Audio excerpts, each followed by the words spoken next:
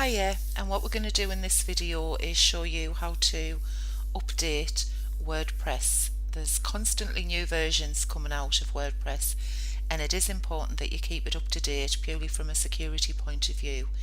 You'll always know when there's a new version available because when you log into your dashboard, this is what you'll see, okay, right up the top. We'll tell you that there's a new update available and ask you to please update now. Okay, if you look over here on the right hand side under the WordPress blog, it tells you why they've done this one, and you can see that this is a security update. Okay, it's designed to fix issues in the remote publishing interface, but regardless of what it is, always a good idea to keep your WordPress up to date and using the latest version. What you need to do first is obviously make a backup before you update it. That way, if something goes wrong, if it doesn't work, you've got the backup and you can get your site back up and running quickly. Okay, so if you just click on here, and it will tell you, back up your database and your files. And there's a couple of ways that you can do that. There are actually plugins available that you can do, and I'll talk about those in a later video. For now, the easiest and probably much better than relying on a plugin is to do it manually. So what you need to do is head over and log into your control panel. Okay, you can see I'm logged in here, and again there are a couple of ways that you can do it. Okay, you'll have an icon here called backups, and you can click on that. Okay, and what you need to do is download a MySQL database backup, and it's really simple to do. All you would do is click on whichever database it is. Okay, click on that, a little box will pop up and ask you, what should you do with this file, and you want to save that file. Okay, and obviously it'll ask where do you want to save it. Now you need to save it in the folder that you've got set up for your particular site. Now because this site is obviously the WordPress tutorials, so you want to keep everything in there. Okay, you can see I've already got a backup in there. We're going to download this one, click save, and that's it. It's as simple as that. You've now got a backup there. Okay, if we go back to the control panel, the other way that you can do it is if you go to PHP My Admin,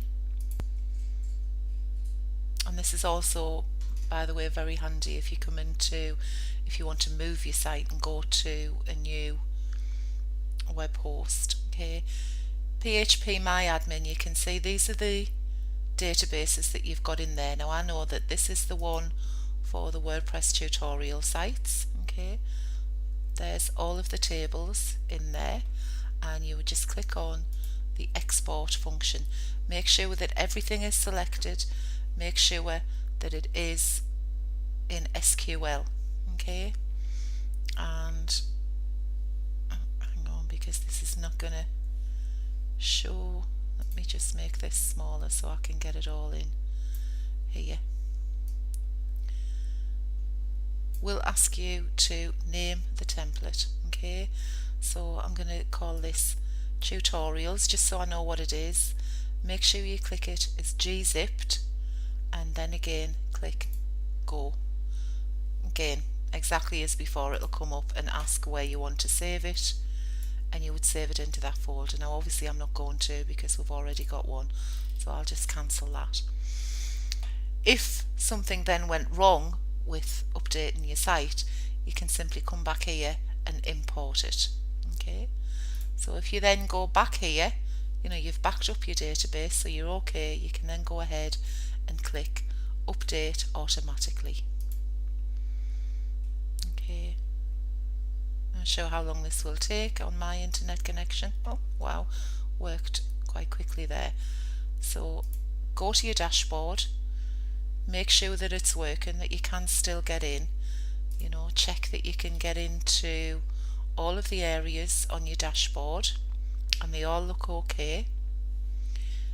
Head over to the site, and let me just refresh this and make sure that it is still there and everything's working. It's always important that you double check once you've done an update and make sure that everything is still there. Just check the latest post on there. Yeah. And that's it. Okay. Everything working fine. Just try logging out and logging back in to make sure that it works. And it does. So that's how easy it is to update your version of WordPress. And as I say, it's really important that you do keep the latest version. It makes it much more secure for you.